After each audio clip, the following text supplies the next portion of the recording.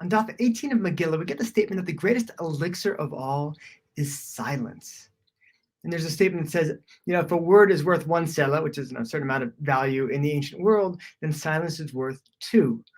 And I remember hearing this Mishnah in Pirkei Avot that talks about how this one rabbi saying, I grew up amongst the sages and I found there's nothing for the preservation of wisdom, for learning, for growing, like silence.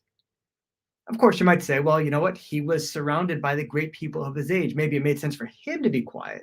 Does that make sense for all of us? Is silence a really healthy thing? Does it make sense in this world? And it made me think of this guy, John Francis. This is a guy I'd heard on a TED Talk many years ago, and I later went and read his book. I really got into his talk.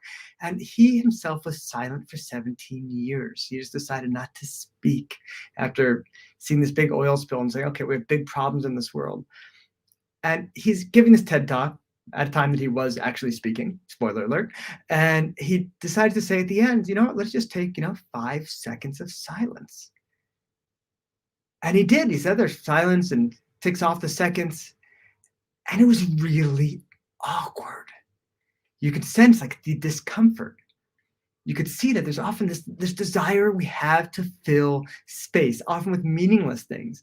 And there's old business adage that you're in a negotiation. The first person to speak often loses. It's like, who's going to crumble first? Who's going to be the first one to just get uncomfortable with the silence and go to fill it in? That person's going to lose. One of the things I've learned as a teacher is that you need to be able to ask a question, and people don't run to give an answer. Not fill in that space yourself, but give space for silence. Allow it to be there. Allow that sometimes awkward silence to exist. And now let's do what John Francis had done. Just follow in his footsteps. We're just going to do 5 seconds of silence here.